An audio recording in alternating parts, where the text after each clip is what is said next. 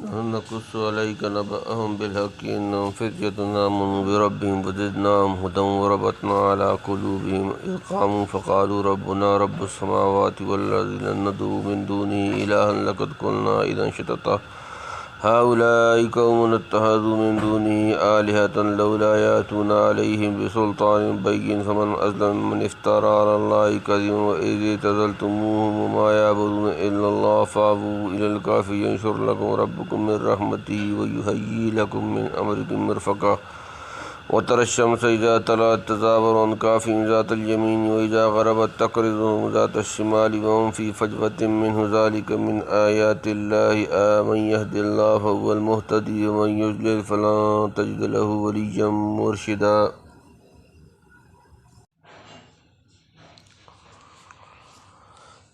نحن نقص عليك نبأهم بالحق إنهم فتية آمنوا بربهم وزدناهم هدى نحن ہم نقص بیان کرتے ہیں علیک تجھ سے نبأهم ان کا حال بالحق ٹھیک انہم بے شک وہ فتیۃ چند نوجوان آمنوا وہ ایمان لائے بربہم اپنے رب پر وزدناهم ہدی اور ہم نے اور زیادہ دی انہیں ہدایت ہم سنا دیں تجھ کو ان کا حال تحقیقی وہ کئی جوان ہیں کہ یقین لائے اپنے رب پر اور زیادہ دی ہم نے ان کو سوجھ یعنی ایمان سے زیادہ درجہ دیا اولیاء کا ضربتنا على قلوبهم إذ قاموا فقالوا ربنا رب السماوات والأرض لن ندعو من دونه إلها لقد قلنا إذا شططا وربطنا اور ہم نے گرہ لگا دی علی پر قلوبهم ان کے دل اس جب قاموا وہ کھڑے ہوئے فقالوا تو انہوں نے کہا ربنا ہمارا رب پروردگار السماوات آسمانوں والارض و زمین لن ندعو ہم ہرگز نہ پکاریں گے من دونی اس کے سوائے الہن کوئی معبود لقد قلنا اور البتہ ہم نے کہی اذن اس وقت شططا بھیجا بات اور گرا دی ان کے دل پر جب کھڑے ہوئے پھر بولے ہمارا رب ہے رب آسمان اور زمین کا نہ پکاریں گے ہم اس کے سوا کسی کو معبود نہیں تو کہی ہم نے بات عقل سے دور یعنی مضبوط و ثابت قدم رکھا کہ اپنی بات صاف کہہ دی یعنی جب رب وہی ہے تو معبود کسی اور کو ٹھہرانا حماقت ہے ربوبیت و الوہیت دونوں اسی کے لیے مخصوص ہیں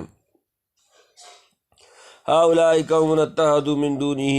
آلهة لولا يأتون عليهم بسلطان بين فمن أظلم ممن افترى على الله كذبا هؤلاء یہ قومنا ہماری قوم اتخذوا انہوں نے بنا لیے من دونه اس کے سوا آلهة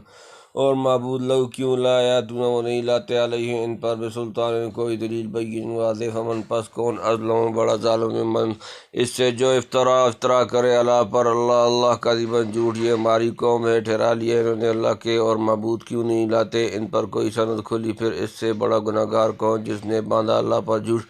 جیسے معاہدین توحید پر صاف دلیلیں پیش کرتے ہیں اگر مشرکین اپنے دعوے میں سچے ہیں تو کوئی واضح دلیل کیوں نہیں لاتے لائیں کہاں سے جھوٹ کے پاؤں نہیں ہوتے